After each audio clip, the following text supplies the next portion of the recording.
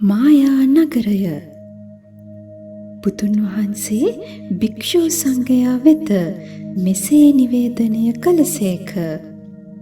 මැනිය නොහැකි සීමාවකින් තොර සිතිය නොහැකි අප්‍රමාණ අසංඛ්‍ය කල්ප ගණනකට පෙර ඉතා ඈත කාලයේ මහා විඥානාභිභු නමින් බුදුන් වහන්සේ කෙනෙක් වාසය කළසේක. උන්වහන්සේ සියලු පූජාවන්ට සුදුසු වූ සේක. විශිෂ්ට ඥානයෙන් හා හැසිරීමෙන් යුක්ත වූයේය. ශෝභාමත් ගමන් විලාසය ඇත්තේ විය. ලෝකය තේරුම් ගැනීමෙහිද මිනිසුන් දමනය කිරීමෙහිද විශිෂ්ට හැකියාවෙන් සම්පූර්ණ වූයේය. දෙව් මිනිසුන්ගේ ආචාර්යවරයාණන් වූසේක. ලෝක පූජිතයාණන් වූ ඒ බුදුන් වහන්සේගේ බුද්ධ ක්ෂේත්‍රය සම්භවා නම් විය. කල්පය මහා රූප කල්පය නම් විය. මහණෙනි, එම බුදුන් වහන්සේ පිරිනිවීමෙන් පසු බොහෝ දීර්ඝ කල්පයක් ගෙවී ඇත්තේය. මහා කල්ප ගණනක් ගෙවී ඇත්තේය. දීර්ඝ කාලයක් ගෙවී ඇත්තේය. යම් පුද්ගලයෙකු සහස්‍ර සප්ත සහස්‍ර ලෝක ධාතුවෙහි පොළොව දූවිලි අංශු බවට පත්කොට එම දූවිලි තීන්ත බවට පත් කරන්නේය. ඔහු නැගෙනහිර දිසාවට ලෝක දසදහසක් පසු කර යන්නේ ඒ එක් එක් ලෝකයකට තීන්ත බිඳුවක් බැගින් දමා යන්නේය. එසේම නැවතද ලෝක දසදහසක් පසු කර යන්නේ තව එක තීන්ත බිඳුවක් දමා යන්නේ යැයි සිතන්න. ඔහු එසේ පොළොව දූවිලි අංශුවලට අඹරා සාදාගත් ඒ තීන්ත අවසන් වනතුරු දැමුවා යැයි සිතන්න. දැන් ඔබේ අදහස කුමක්ද? තීන්ත බිඳු වැටුණ පසු කරන ලද ලෝක ප්‍රමාණය ගණිතය පිළිබඳ විශේෂඥයෙකුට ගණන් කළ හැකිද? ගණිත විශේෂඥයෙකුගේ ශිෂ්‍ය විශාරදයෙකුට ගණන් කළ හැකිද? පුළුවන්ද බැරිද? තථාගතයන්ණනි, එය කළ නොහැක්කකි. දැන් මහණෙනි, ඔහු විසින් පසු කරන ලද සියලු ලෝක ධාතු දූවිලි අංශුව බැගින් දමන ලද ලෝක ධාතු හෝ වේවා නොදමන ලද ඒවා හෝ වේවා ඒ සියල්ල අඹරා කුඩු කොට දූවිලි බවට පත්කොට එයින් එක් ක්ෂුද්‍ර අංශුවක් ගත් විට එය එක් කල්පයක් නම් ඒ දූවිලි අංශු කල්ප සියල්ලටම වඩා ඒ බුදුන් පිරිනවී ගත වූ කාලය ගණනින් කිය නොහැකි, සීමාවක් දැක්විය නොහැකි අසංඛ්‍ය කල්ප සිය දහස් දසදහස් ලක්ෂ කෝටි ගණනකටත් වඩා වැඩි වන්නේය. නමුත් මහණෙනි, ඒ හා දුරාතීත කාලය දෙස බලන විට මාගේ තථාගත සම්මා සම්බුද්ධ ඥානයට එය පෙනෙනුයේ අද වූවක් ලෙසිනි. නැවත තථාගතයන්ෝ මේ විස්තර ගාථාවන්ගෙන් දක්වති. මම මැනිය නොහැකි සීමාවකින් තොර අතීතය ගැන සිහිපත් කරමි. ඒ මැනිය නොහැකි සීමාවෙන් තොර අතීත කාලයේ බොහෝ මිනිසුන්ගේ ගෞරවාදරයට පාත්‍ර වූ ද්වීපතෝත්තම මහා විඥානාභිභු නමින් බුදුන් වහන්සේ කෙනෙකු වූහ. උපමාවක් ගතහොත් යම් පුද්ගලයෙක් ඔහුගේ ශක්තිය යොදා ශත සහස්‍ර ලෝක ධාතු අඹරා එය දූවිලි කොට පරමාණු අංශු බවට පත්කොට එයින් තීන්ත සාදා ගත්තේය. ඔහු විසින් දසදහස් ලෝක පසු කර යද්දී එක එක තීන්ත බිඳුව බැගින් දමාගෙන යන්නේය. මේ ආකාරයෙන් තීන්ත බිඳුව බැගින් තීන්ත අවසන් වනතුරු දමාගෙන යන්නේය.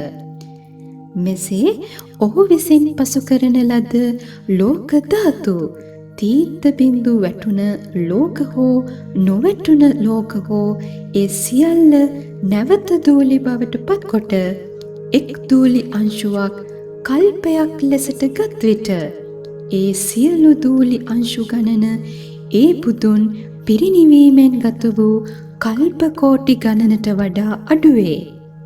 ඒ ආකාරයෙන් ඒ බුදුන් වහන්සේ පරිනිර්වාණයට පත් වූ දින සිට ගණනින් කිව නොහැකි තරම් කල්ප කෝටි ගණනක් ගත වී ඇත්තේය.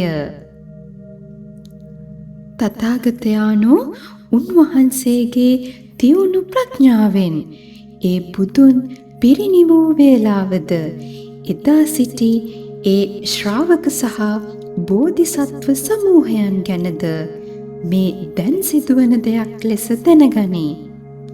ඒ නිසා මහණෙනි, බුදුන්ගේ ප්‍රඥාව පිරිසිදුය, සියුම්ය, ගැඹුරුය, පුදුමාකාරය, කිලිටිවීමක් නැත, බාධාවකින් තොරය, ප්‍රමාණය කළ නොහැකි කල්ප ගණන් අතීතයට විනිවිද යන්නේය. බුදුන් වහන්සේ මහණුන්ට මෙසේ ප්‍රකාශ කළ සේක. මහා විඥානාභී වූ බුදුන්ගේ ආයු කාලය නයුත කෝටි 54,000 ගණනක් විය. බුදුන් ප්‍රථමයෙන්ම භාවනා යෝගීව සිටි ස්ථානයේදී මාරයා සහ ඔහුගේ සේනාව පරදවමින් සිටියේ අනුත්තර සම්‍යක් සම්බෝධිය ලබා ගැනීමටය. එහෙත් උන්වහන්සේගේ නුවණට ධර්ම න්‍යායෝ පහසුවෙන් නොපැමිණියාහ. බද්ධ පර්යංකයෙන් කය ඍජු කොටගෙන එකඟ වූ සිතින් උන්වහන්සේ අන්තර්කල්පයක් සිත මෙහෙය වූහ. නොසෙල්වෙන සිතින් කයින් උන්වහන්සේ මේ ආකාරයට අන්තර්කල්ප 10ක් ගත කළ අවස්ථාවේ අනුත්තර සම්‍යක් සම්බෝධිය ලබා ගැනීම සඳහා වැඩ හිඳීමට තව්තිසා දෙව්ලොව දෙවියෝ යොදුනක් උසැති වජ්‍රාසනය බෝධි මූලයේ පැනවූහ. බුදුන් වහන්සේ ඒ අසුනට වැඩිය මොහොතෙහි බඹලොව රජවරු අහසෙහි මහා දිවමල් වර්ෂාවක් වස්වන්නට වූහ. ඒ මහා මල් වර්ෂාව විදසුන වටා සියක් යොදුනක් බිම් ප්‍රදේශය වසා පිරී ඉතිරී පැතිරුණෝය. විටින් විට පැමිණි සුවඳ මුසු සුළඟින් පර වූ ඒ මල් කසාගෙන යත්ම නැවත නැවත අලුත් මල් වැසි වසින්නට විය. මෙසේ අන්තර්කල්ප 1000ක් තිස්සේ ඒ බුදුන්ට පූජා පිණිස මල් වැසි වසින්නට විය. ඒ බුදුන් වහන්සේ පරිනිර්වාණයට පත් වූයේ යම් කලකද ඒ තාක් නොකඩවා මේ දිව මල් වරුසා වසින්නට විය. චතුර්මහා දෙව්ලොව දිව රජවරු බුදුන්ට පූජෝපහාර පිණිස දිව බෙර වැයූහ. වෙනත් දෙවියෝ දිව්‍ය තූර්ය භාණ්ඩ වාදනය කළහ. මේ දිව්‍ය පූජාවෝ අන්තර්කල්ප 1000ක් නොකඩවා පැවැත්වූහ. මහණෙනි, මහා විඥානාභී වූ තථාගතයන් වහන්සේ සම්බුද්ධ ඥානය අවබෝධ කර ගැනීම සඳහා පුරා අන්තර්කල්ප 10ක් බෝමැඩ ගත කළහ. උන්වහන්සේ ගිහිගය අත්හැරීමට පෙර අතිජාත පුත්‍රයෝ 16ක් වූහ. එහි පළමුවැනි පුත්‍රයා ඥානාකාර නම් විය. මේ සෑම පුත්‍රයෙකුටම සිත් ගන්නා වූ දැකුම් කළු නොයෙක් දුර්ලභ ක්‍රීඩා භාණ්ඩ තිබුණේය. නමුත් සිය පියාණන් අනුත්තර සම්‍යක් සම්බෝධියට පත්වනු වග දැනගත් ඔවුහු තම තමන්ගේ දුර්ලභ වූ ක්‍රීඩා භාණ්ඩ ඉවතලා ඒ බුදුන් වැඩ සිටි තැනට පිටත් වූහ. ඔවුන්ගේ මවුන්ද විලාප නගමින් ඔවුන් පසුපස කියාහුය. ඒ තථාගත මහා විඥානාභීපු බුදුන්ගේ පිය මහසක් පිති රජානෝද සිය පුත්‍රයාගේ බුද්ධත්ව සම්ප්‍රාප්තිය ගැන අසා තෙමේද 100ක් පමණ වූ මහා ඇමතීන් සේම 100, දහස්, දසදහස්, ලක්ෂ ගණන් රටවාසීන්ද සමග සිය පුතණුවන් තථාගත ධර්මය මෙනෙහි කරමින් වැඩ සිටි බෝධිය වෙත යන්නේ බුදුන් වෙත යන තම මුණුබුරු පිරිසටම එකතු වූයේය. මෙසේ ඒ සියලු දෙනම උන්වහන්සේ සමීපයට ගමන් කොට ඒ භාග්‍යවත් මහා විඥානාභීපු තථාගතයන් වහන්සේට මහත් දන් දී පූජා කොට ගෞරව බුහුමන් කොට ස්තුති වර්ණනා කළහ. එසේ ඔහු සතුටින් බුදුන් වහන්සේගේ දෙපා මුල පොළොව මත හිස තබා වැඳ නමස්කාර කොට පැදකුණු කොට උන්වහන්සේ වට කොටගෙන වාඩි වී දෑත් එක්කොට ඇඳිලි බැඳගෙන එකම මනසකින් ගෞරවයෙන් තථාගතයන්න් දෙස බලා සිටිමින් පහත සඳහන් ගුණ වර්ණනා ගාථාවන්ගෙන් ප්‍රකාශ කළහ. මහා ගුණ බලධාරී ලෝක පූජිතයාණනි, ලෝක සත්වයා අනන්ත වූ සසර දුකින් මුදවා ගැනීමට ගණන් කළ නොහැකි තරම් කල්ප කෝටි ගණනක් ගතකොට අන්තිමේදී බුද්ධත්වයට පත්වීමට ඔබ සමත් වූ සේක. ඔබ වහන්සේගේ අධිෂ්ඨානය සම්පූර්ණයෙන්ම සඵල වී ඇත. තථාගතයන් වහන්සේ කෙනෙකු දැකිය හැකි වන්නේ කාලාන්තරයකිනි. ඊට වඩා භාග්‍යයක් තවත් නම් කොයින්ද? තථාගතයන්ෝ බෝමැඩ වාඩි වී අන්තර්කල්ප 10ක් ඉක්මවන්නේ එකම ඉරියව්වෙන් සිරුර අත්පා නිශ්චල කොටගෙන නොසෙල්වී නිරතුරුව ශාන්ත සංසුන් සිත් ඇතිව වැඩවෙසිති.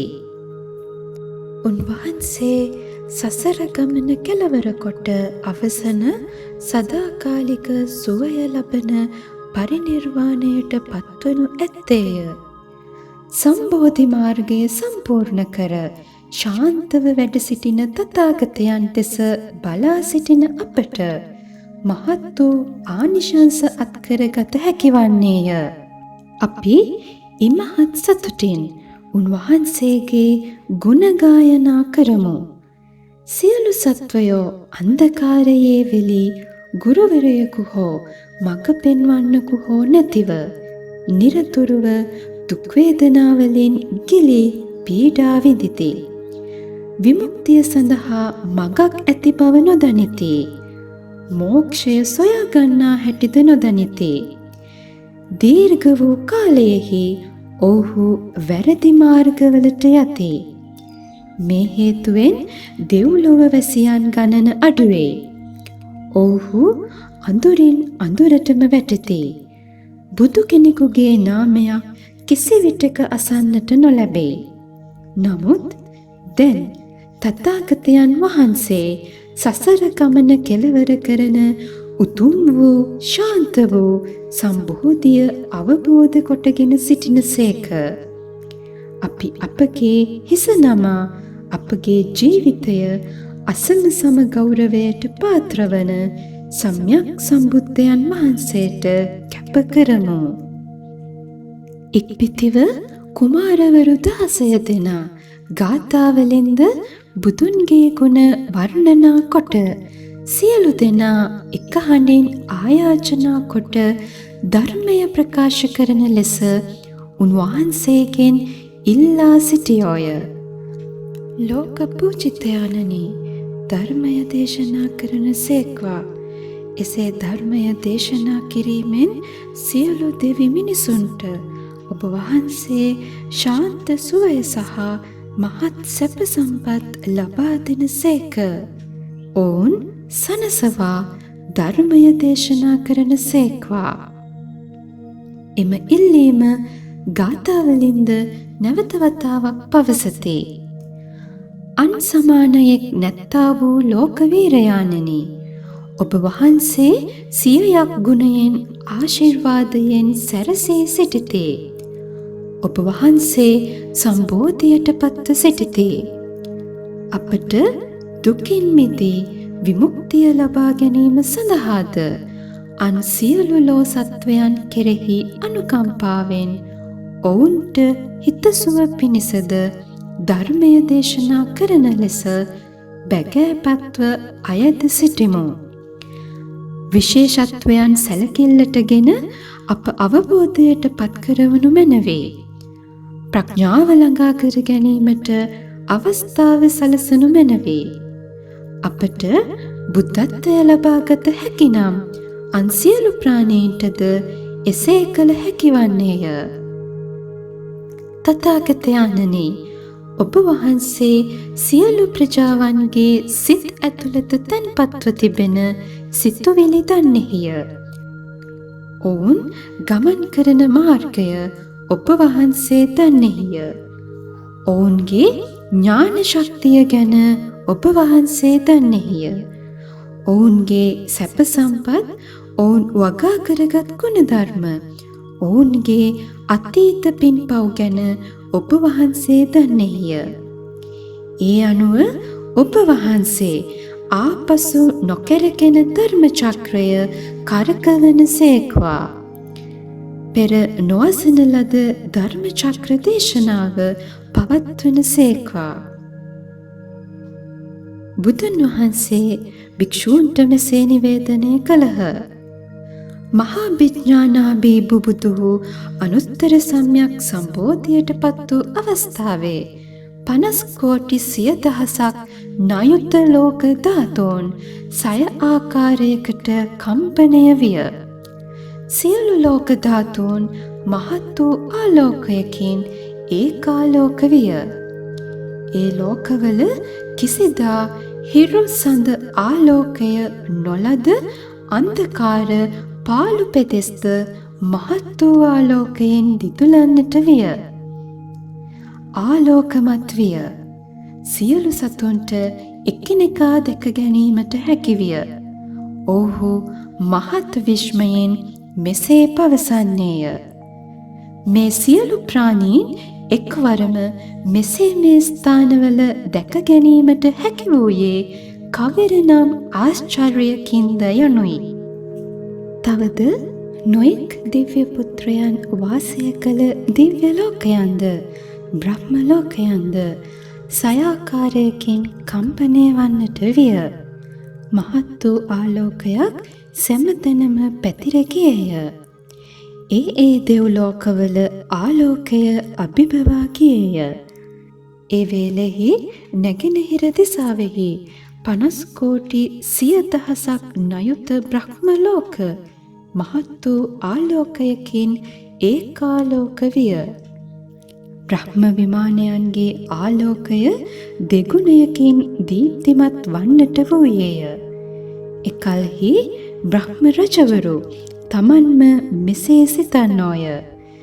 දැන් අපගේ බ්‍රහ්ම විමානයෝ පෙර නොවූ විරු ආලෝකයකින් බබලත්.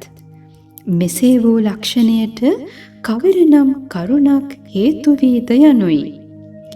එම අවස්ථාවේ බ්‍රහ්ම රාජවරු එක්ව හමු වී මෙම කාරණය ගැන කතිකා කරනුයේ ඔවුන් අතුර වූ මහා බ්‍රහ්ම රාජයානෝ අන් සියලු බ්‍රහ්ම රාජවරුන්ගේ අදහස අනුව මෙසේ ප්‍රකාශ කරන්නාහ. කුමන කරුණක් නිසා අපගේ විමානයෝ පෙර නොවූ විරු ලෙස බබලත්ද? මෙවන්නක් පෙර සිදු වී නැත්තේය. හේතුව කුමක්ද? අපි එකිනෙකා පිළිතුරු සෙවිය යුත්තෝ වෙමු. මේට හේතුව මහත් බලයක් ඇති උතුම් දිව්‍ය පුත්‍රයෙකුගේ පහළවීමද. එසේ නැත්නම් මෙතරම් මහත් ආලෝක ධාරාවන්ගෙන් දස දිසාවම බබලන්නේ බුදු කෙනෙකුන්ගේ පහළවීමක පෙරනිමිත්තක්ද?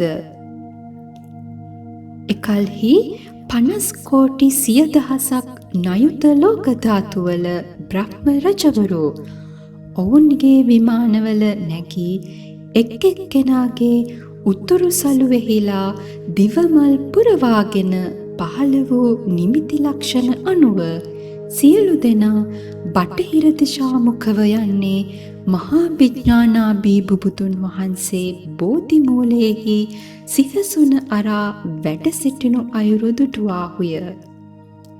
දිව්‍ය පුත්‍රයෝද නා රජවරුන්ද ගාන්ධර්ව, කින්නර, මහෝරග, මනුෂ්‍ය, අමනුෂ්‍යයෝද උන්වහන්සේ වටකොටගෙන පූජෝපහාර පවත්වමින් සිටින්නාහුය.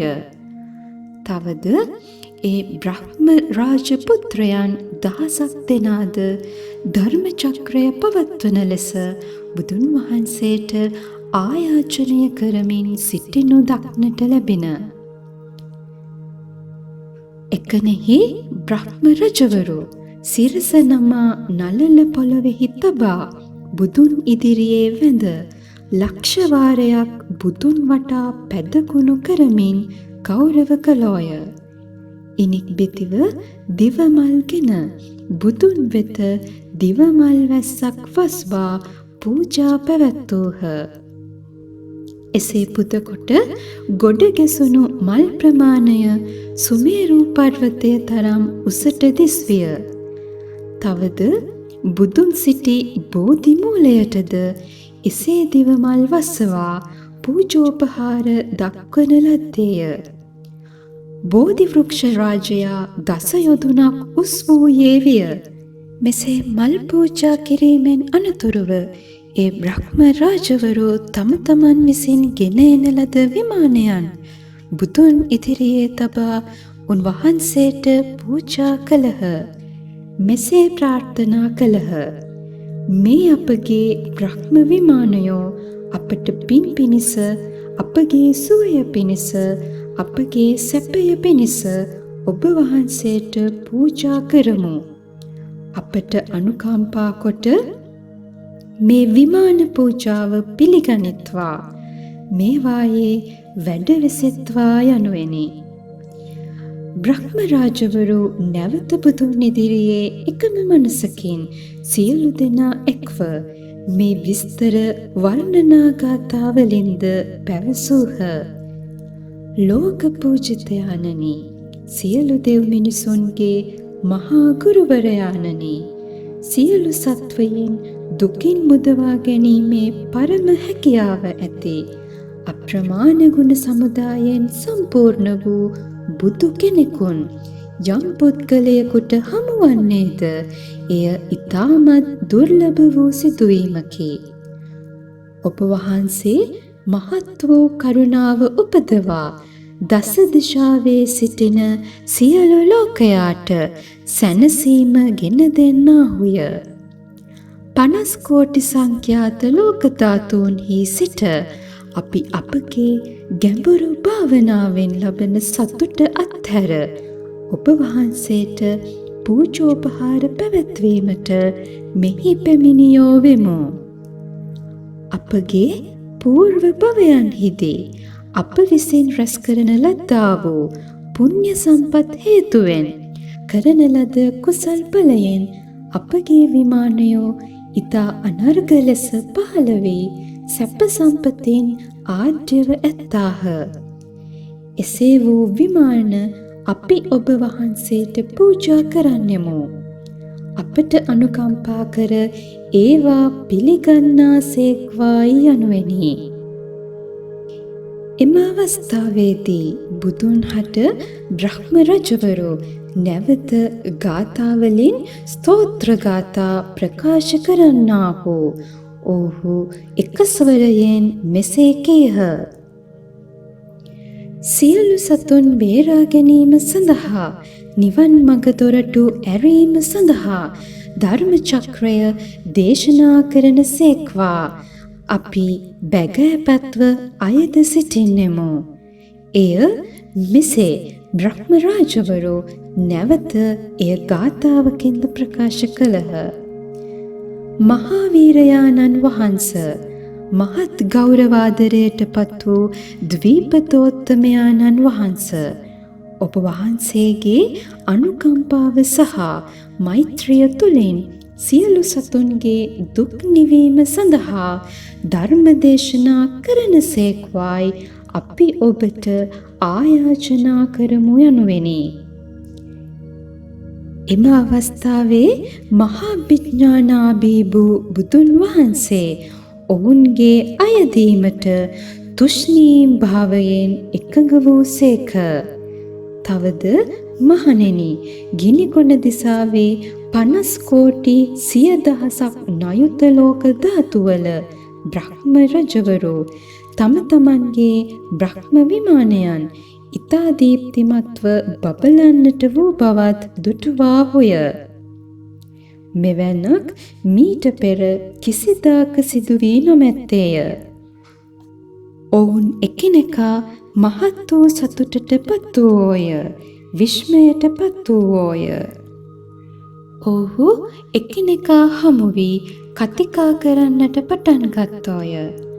අපගේ විමානයන් මෙසේ බැබලීමට කවරනම් හේතුවක් වූයේද යනුයි.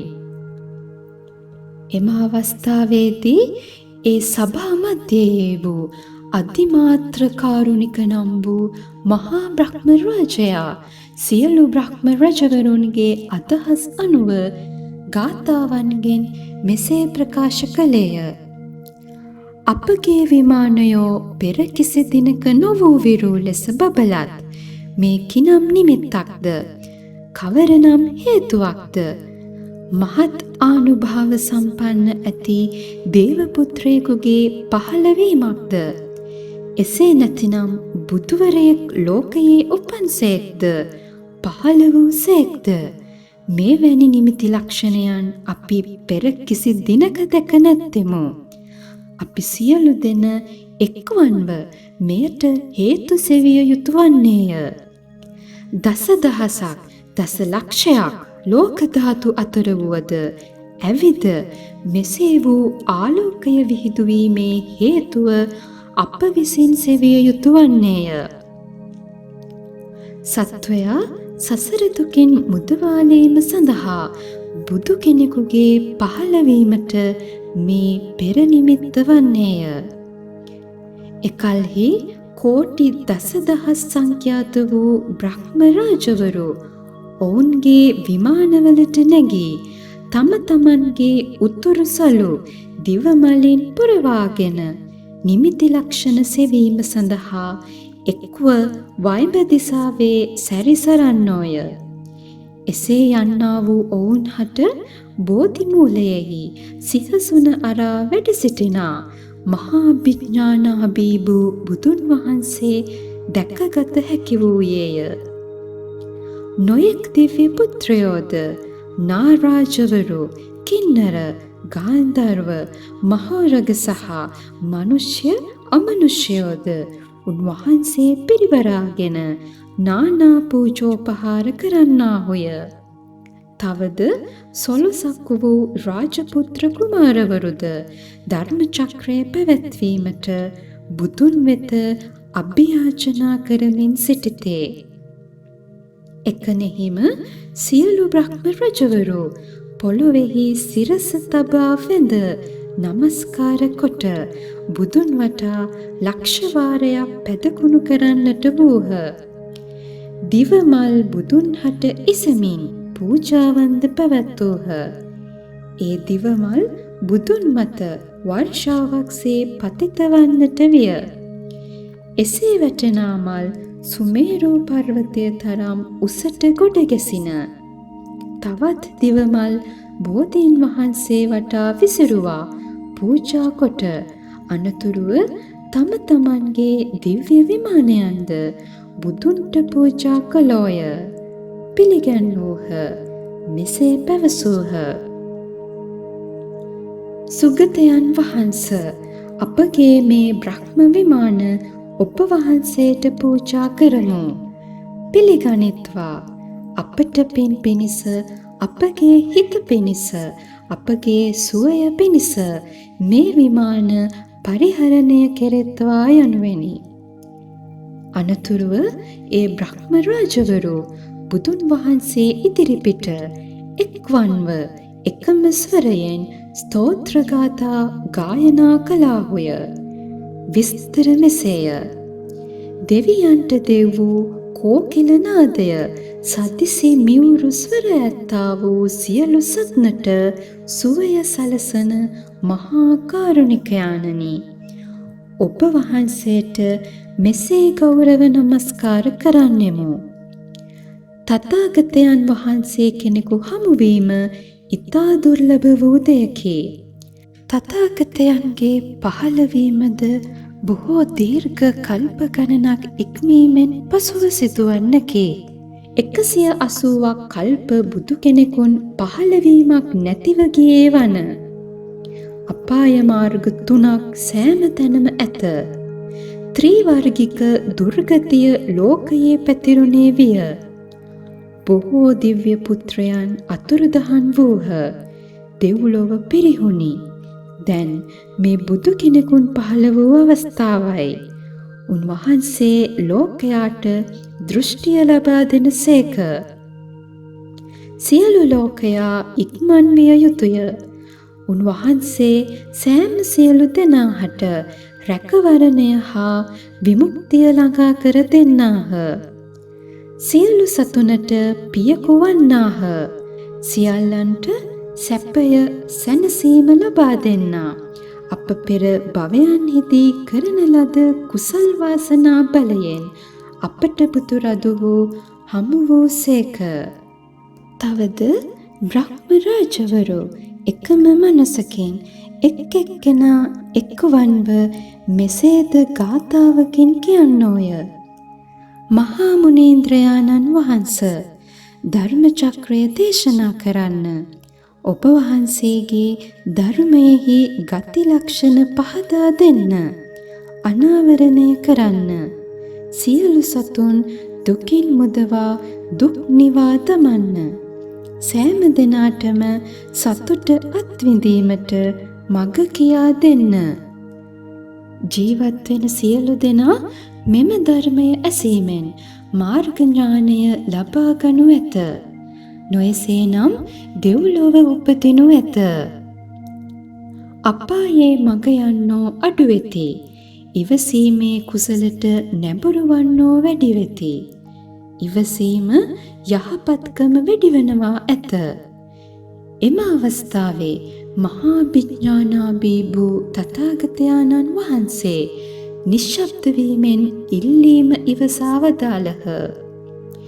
දැන් මහණෙනි, 500 දසදහස් මිලියන ලෝකක්ෂේත්‍ර ඇති දකුණු දිසාවේ සිටි බ්‍රහ්ම රාජවරු හැම කෙනෙක්ම තම තමන්ගේ විමාන මින් පෙර කිසි දිනක නොවූ ලෙස ආලෝකමත් වී බබලන සැටි නිරීක්ෂණය කළෝය. ඔවුන් සතුටට පත්ව විස්මයට පත්ව එකිනෙකා හමු වී සාකච්ඡා කරන්නට පටන් ගත්තෝය. මෙසේ විමසති. අපගේ විමාන ආලෝකමත්ව දීප්තිමත්ව බබලන්නට හේතුව කිම? මෙම අවස්ථාවේදී ඒ බ්‍රහ්ම සමූහයාණන්ගේ නායක වූ සුධර්ම බ්‍රහ්ම තෙමේ ගාථාවලින් මෙසේ ප්‍රකාශ කරන්නේය. අපගේ විමානයන් අතිමහත් දීප්තියකින් කිසි දින නොවූ විරූ ලෙස බබලන්නේය. මේ වූ කලි හේතුවක් නැතිව සිදු නොවන්නකි. අප විසින් මේ ගැන පරීක්ෂා කරනු ලැබිය යුතුය. අතීතයේ කල්ප 100,000 ගණනකින් මෙවැන්නක් සිදු වී නැත්තේය.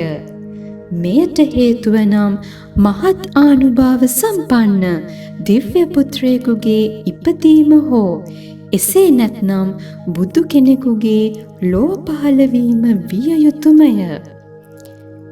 එකල්හි 500 දසදහස් මිලියන බ්‍රහ්ම රාජවරු ඔවුන්ගේ විමානවල නැගී තම තමන් පෙරව සිටි උතුරුසලු නොයෙක් දිවමලින් පුරවාගෙන සියලු දෙනා එක්ව උතුරු දිසා පරීක්ෂා කරමින් යන්නාහ.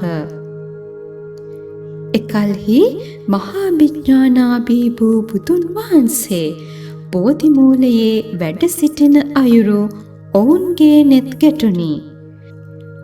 නොයෙක් දිව්‍ය පුත්‍රයෝද මකර, නාග, ගාන්ධර්ව, කින්නර, මහෝරග, මිනිස්, නොමිනිස් ආදී මග පිරිස් උන්වහන්සේ පිරිවර කොට සිටින අයුරු දුටහ.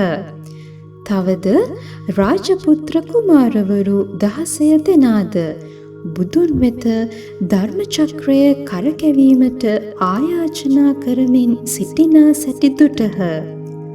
බුදුහු මේ සියල්ලන්ගේ මහත් ගෞරව පූජාවට ලක්ව සිටිසේක. එකනෙහි ඒ මහා බ්‍රහ්ම රාජවරු හිස පොළව මත තබා බුදුන්ගේ දෙපා නමස්කාර කොට ලක්ෂ වාරයක් බුදුන් පැදකුණු කොට උන්වහන්සේ වෙත මහත් දිවමල් වර්ෂාවක් වැස්සවූහ. එසේ පතිත වූ මල් සුමේරු පර්වතය තරම් උසට කඳු ගැසිනි. බුදුන් විසින් පිටදී සිටිනු ලබන බෝධිරාජයාණන් වහන්සේද මහත් දිවමල් පූජාවක් කරන ලද්දේ විය. නැවත ඒ බ්‍රහ්ම රාජවරු තම තමන්ගේ දිව විමන් බුදුන් වහන්සේට පූජා කරමින් මෙසේ කියති. ස්වාමීනි, භාග්‍යවතුන් වහන්ස, මෙම බ්‍රහ්ම විමාන ඔබ වහන්සේට පූජා කරමු. පිළිගනිත්වා. අපට මහත් කුසල් පිණිස, අපගේ හිතසුව පිණිස, අපගේ සුවය පිණිස අපට අනුකම්පා කොට අප පූජා කරන විමාන පිළිගෙන වැඩ වාසය කරන සේක්වා යනුවෙනි. නැවත බ්‍රහ්ම රාජවරු බුදුන් ඉදිරියේ එක්වන්ව එකම ස්වරයෙන් මෙම ගාථා ප්‍රකාශ කළහ. එහි විස්තර මෙසේය. ලෝක පූජිතයාණනි, සියලු කෙලෙසුන් ප්‍රහීන කළා වූ තථාගතයන් වහන්සේ හමුවීම ඉතා දුර්ලභ කරුණක් වන්නේය. 130 කල්පයක් ගත වූයේ වන. දැන් අපි ඔබ වහන්සේ දක්නෙමු. ඔබ වහන්සේ ධර්ම වර්ෂාවක් වසවයි. අපගේ සාපිපාසය සංසිඳවයි. මේ වැනි කෙනෙකු අප මින් පෙර අතීතයේදී දැක නැත. ප්‍රමාණය කළ නොහැකි ප්‍රඥාවෙන් පරිපූර්ණ වූ ඔබ වහන්සේ උතුම්බරා මලක්සේ අප ඉදිරියේ විද්‍යාමාන වෙයි. අපගේ විමානයන් ඔබ වහන්සේගේ ආලෝකයෙන් ශෝභාමත්ව ඇත්තේය. තථාගතයාණනි, මහා කාරුණිකයාණනි, මහා මෛත්‍රියෙහි උල්පත වූ මහා පුරුෂයාණනි, අපට අනුකම්පා කොට මේ විමාන පිළිගෙන වදාරන සේක්වා. නැවත බ්‍රහ්ම රාජවරු ගාථාවලින්ද බුදුන් වහන්සේට ස්තුති ප්‍රශංසා කළෝය. සියලු දෙනා එක්ව මෙසේ ප්‍රකාශ කළෝය. දෙවියන්ගේද මිනිසුන්ගේද මහත් ගෞරවාදරයට පත් වූ බුදුරජාණන් වහන්ස, අනුත්තර වූ ධර්ම චක්‍රය කරකවන්න, ධර්ම භේරී නාදය පතුරවන්න, දම්සක් පිඹින්න, මහා ධර්ම වර්ෂාව සෑම තැන වස්සවන්න, අප්‍රමාණ ප්‍රාණීන් හට විමුක්තිය සැලසෙන්නේය. මහත් වූ භක්තියෙන් ඔබ වහන්සේගේ ගැඹුරු ශබ්දය සියලු දෙනා වෙත ගලා යන ලෙස දේශනා කරන්න. ඒ වේලේ මහා විඥානාභී වූ බුදුන් වහන්සේ බ්‍රහ්මයන්ගේ ආයාචනය තුෂ්ණිම් භාවයෙන් ඉවසා වදාළහ. එවැනි සිදුවීම් නිරිත දිසාවේ මෙන්ම අනිත් දිසාවලද පොළොව යට දිසාවේද එකින් එක ඇති වූයේය. එම අවස්ථාවේදී උඩ දිසාවේ 500 දසදහස් මිලියන ලෝකවල බ්‍රහ්ම රජවරුන්ගේ විමාන පෙර නොවූ විරූ ලෙස බබලන්නට වීම නිරීක්ෂණය කළෝය. ඔහු විශ්මයට පත් වූයේ ඉමහත් සතුටට පත් වූයේ ඒ ඔවුන්ගේ විමාන එතරම් දීප්තියකින් බබලන්නට පටන් ගත්තේ අත්දැකීම ගැන එකිනෙකා හමු වී මෙසේ කවර හේතුවකින්දැයි සාකච්ඡා කරන්නට පටන් ගත්හ. මෙම බ්‍රහ්ම රාජවරුන් අතර සිකී නම් මහා බ්‍රහ්මයාද විය. ඔහු සියලුම බ්‍රහ්ම රාජයන් වෙනුවෙන් ගාථාවකින් මේ කරුණු ප්‍රකාශ කළෝය. දැන් අපගේ විමාන මහත් වූ තේජසකින් මහත් දීප්තියකින් බැබලෙන්නේය. පෙර මෙවැන්නක් සිදු වී නැත්තේය. එවැන්නක් අසාද නැත්තේය. ඊට හේතුව නම් ඥාන සම්පන්න දිව්‍ය පුත්‍රයෙකුගේ පහළවීමය. එසේ නැත්නම් බුදු කෙනෙකු ලොව පහළ වූයේ විය යුතුය. ඒ අවස්ථාවේදී බ්‍රහ්ම රාජවරු ඔවුන්ගේ විමානවලට නැගී පෙරවගෙන සිටි උතුරු සලුගෙන ඒවා දිවමලින් පුරවා සියලු දෙනා යට දිසාවට නික්ම නිමිති ලක්ෂණ නිරීක්ෂණය කරමින් ඇවිදින්නේය. එකල්හි මහා විඥානාභී වූ බුදුන් වහන්සේ බෝධි මූලයෙහි වජ්‍රාසනයෙහි සිටින අයුරු දුටුවාහ. ඒ වේලෙහිම උන්වහන්සේ නොයෙක් දිව්‍ය පුත්‍රයන්, මකරුන්, නාගයින්, ගාන්ධර්වයන්, කින්නරයන්, මහෝරග, මනුෂ්‍ය අමනුෂ්‍යයන් විසින් පිරිවරණ ලබන්නේ, ගෞරව පූජා කරනු ලබන්නේ, සොළොසක් රාජකුමාරයන් විසින් දම්සක් පැවැත්වීමට ආරාධනය කරනු ලබන්නේද වූහ. එකනෙහි බ්‍රහ්ම රාජවරු බුදුන් වෙත එළඹ හිස පොළොව මත තබා බුදුන්ගේ දෙපා නමස්කාර කොට උන්වහන්සේ වටා ලක්ෂ වාරයක් පැදකුණු කොට දිවමල් වර්ෂාවක් බුදුන් මත පතිත කරවූහ. එසේ පතිත වූ මල් සමූහයෝ සුමේරු කන්ද තරම් උසට ගොඩ ගැසුණාහ. එකල්හි ඒ මහා බ්‍රහ්ම රාජවරු තම තමන්ගේ බ්‍රහ්ම විමානයෙන් බුදුන් හට පූජා කරන්නේ මෙසේ ප්‍රකාශ කළහ.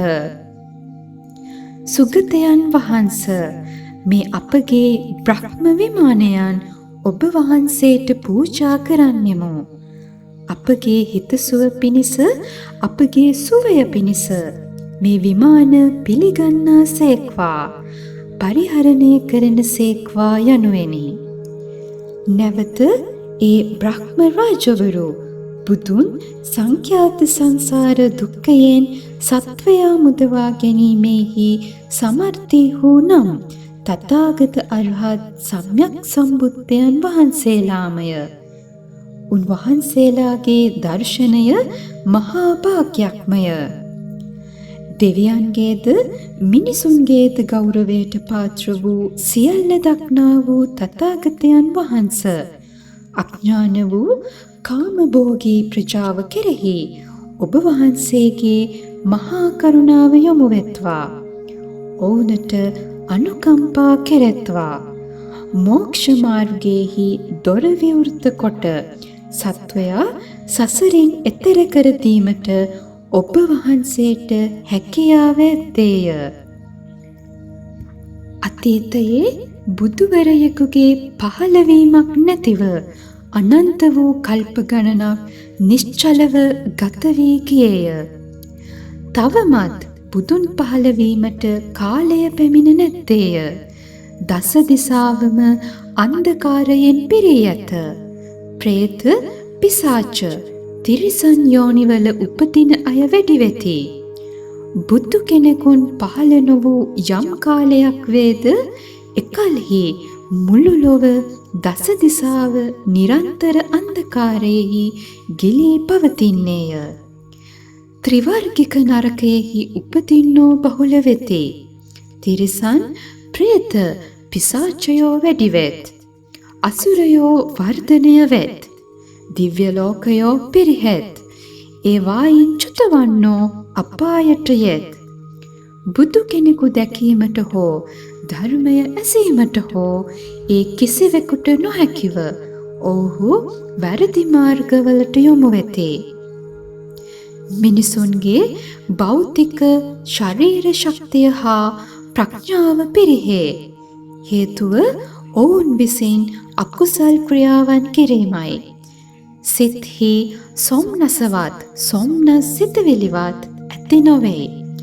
ඔවුහු මිත්‍යා දෘෂ්ටික අසත් ධර්ම මතම සිටිති. හොඳ ගති, පැවතුම්, සිරෙත් විරෙත්, ගුණධර්ම ගැන අවබෝධයක් ඇත්තේම නැත.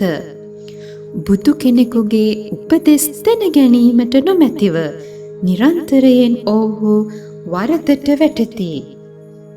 එනමුත් තථාගතයන්න් වහන්ස ලෝකයාගේ ඇස බඳු වූ ඔබ වහන්සේ බොහෝ කල්පාන්තරයකට පසුව දැන් පහළ වී ඇත්තේ සියලු සතුන්ට කරුණාව ගෙන ඒමට සහ සතුට සැනසුම ලබා දීමටය. ඔබ වහන්සේ දැන් ලෝකයේ පහළ වී සිටිති. ඔබ වහන්සේගේ ලෝකෝත්තර බලයෙන් නිවැරදි නිවන් මඟ ලබා ගැනීමට හැකි වී ඇත. අපගේ සිත් සතුටින් පිරී ප්‍රසාදයට පත් වූයේ වෙමු. මෙම දහම් සභාවේ සිටින සියලු දෙනාද මින් පෙර නොවූ විරු ලෙස චිත්තක් සන්තෝෂයට පත්වී සිටිත්. අපගේ විමානවලට ඔබ වහන්සේගේ ආලෝකය ලැබී ඇත. එයින් පුදුමාකාර ලෙස ඒවා බබලයි. තේජස් වී ඇත. එම විමාන ඔබ වහන්සේට තෑගි කර පූජා කරන්නෙමු. අපට අනුකම්පා කර ඒවා පිළිගන්නා සේක්වා. මේ පූජාවෙන් ලබා ගන්නා පින් සියලු සත්වයන්ටම අත්වේවා. සියලු දෙනාටම බුද්ධ මාර්ගය අත්පත් වේවා. මේ ආකාරයෙන් ගාථාවන්ගෙන් බුදුන් වහන්සේගේ ගුණ වර්ණනා කිරීමෙන් පසු 50 කෝටියක් මහා බ්‍රහ්මයෝ මෙසේ කියන්නට වූහ. ලෝක පූජිතයාණන් වහන්ස සියලු සතුන්ට හිතසුව පිණිස සාමය සැනසීම ගෙන ඒම පිණිස ඔවුන් සසරෙන් ගලවා ගැනීම පිණිස ධර්ම චක්‍රය ප්‍රකාශ කරන සේක්වායි අපි ඔබ වහන්සේගෙන් බැගෑපත්ව ආයාචනා කරමු. එසේම බ්‍රහ්ම රාජවරු සියලු දෙනා නැවත ගාථාවකින්ද ආයාචනා කරන්නට වූහ. එහි විස්තර මෙසේය. තථාගතයන්නි, ධර්මය දේශනා කරන්න, ධර්මනාදය පතුරවන්න, අමාබින්දු වස්සවන්න, සියලු සතුන් දුකින් මුදවා සසරින් එතෙර කරවන්න, දොරටු විවෘත කොට නිවනට මඟ හෙළි කරන්න, අපගේ බැගෑපත් ආයාචනය පිළිගන්නා සේක්වා. ලෝකයාට අනුකම්පා පිණිස සියලු ජනයාට හිතසුව පිණිස විශිෂ්ට වූ සියුම් වූ ධර්මය ලෝකයා හමුවේ හඬ දෙවන සේක්වා. එය ඔබ වහන්සේ කල්ප කෝටි ගණනක් පුරුදු පුහුණු වී සොයාගත් ධර්මයයි.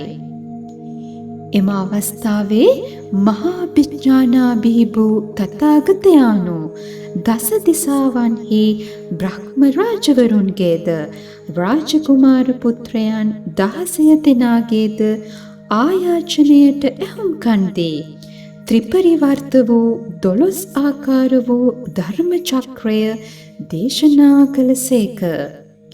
මේ ආකාර වූ දේශනාව කිසිම බ්‍රහ්මයෙකුට, දිව්‍ය පුත්‍රයෙකුට හෝ මාරයාට හෝ ශිකී බ්‍රහ්මයාට හෝ කිසි දිනක කිසිම අයෙකුට හෝ ලෝකයට ප්‍රකාශ නොකළ හැකි වූ දේශනාවකි. උන්වහන්සේ මෙසේ දේශනා කළසේක. මේ දුකය, මේ දුකට හේතුවය, මේ දුක නැති කර ගැනීමය, මේ දුක නැති කිරීමේ මාර්ගය. එයින් උන්වහන්සේ චතුරාර්ය සත්‍ය දේශනා කළසේක. ඊට සම්බන්ධ කොට උන්වහන්සේ හේතුඵල ධර්මය එනම් පටිච්ච සමුප්පාදය දේශනා කළසේක. එනම් අවිද්‍යාව හේතුවෙන් සංස්කාරය ඇතිවේ.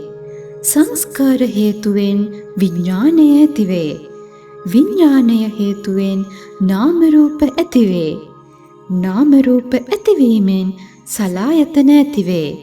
සලආයතන ඇතිවීමෙන් ස්පර්ශ ඇතිවේ. ස්පර්ශ ඇතිවීමෙන් වේදනා ඇතිවේ.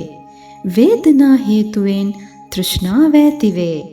තෘෂ්ණාව හේතුවෙන් භව ඇතිවේ.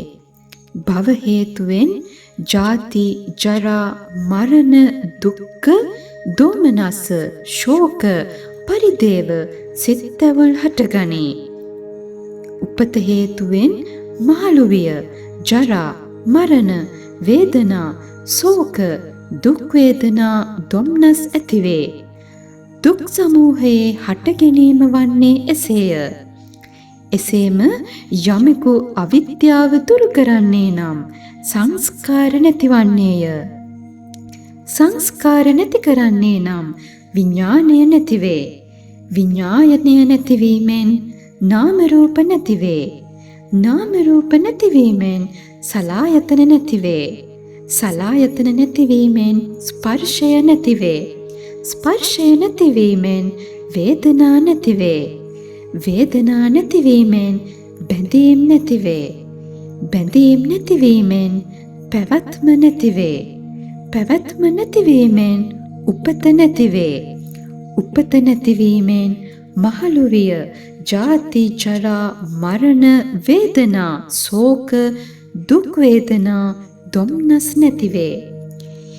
ඒ මහා විඥානාභී වූ බුදුන් වහන්සේ දෙව් බඹුන් සහ මිනිසුන් සහිත වූ ඒ දහම් සභාවේ ධර්ම චක්‍රය දේශනා කළ කල්හි 60 කෝට නයුත 100,000 ගණන් මනුෂ්‍ය දිව්‍ය බ්‍රහ්මාදී සත්වයෝ කෙලෙස් දුරුකොට සසර ගමන් නැති කරන ත්‍රිවිද්‍යා ෂඩ් අභිඥා බල උපදවා අෂ්ට විමෝක්ෂයන් අත්කරගත්හ. දෙවැනි, තුන්වැනි, හතරවැනි දේශනාවන් පැවැත්වීමේදීද ගංගා නදියේ වැලි හා සමාන නයුත 100,000 දසදහස් ගණන් සත්වයෝ ඒ පරිද්දෙන්ම කෙලෙස් ප්‍රහීන කොට මෝක්ෂය ලබාගත්හ. එතැන් පටන් බිහි වූ ශ්‍රාවකයින්ගේ ගණන අප්‍රමාණ වූයේ, අසීමිත වූයේ, ගැනිය නොහැකි වූයේද විය. එම අවස්ථාවේ තවමත් තරුණ වියේ සිටි රාජපුත්‍ර කුමාරවරු ගිහිගය අතහැර පැවිද්ද ලබා ගත්හ. ඒ සාමණේරවරු තියුණු වූ ඉන්ද්‍රිය ශක්තිය සහිත වූයේ මහා ප්‍රඥා සම්පන්නයෝද වූවාහුය.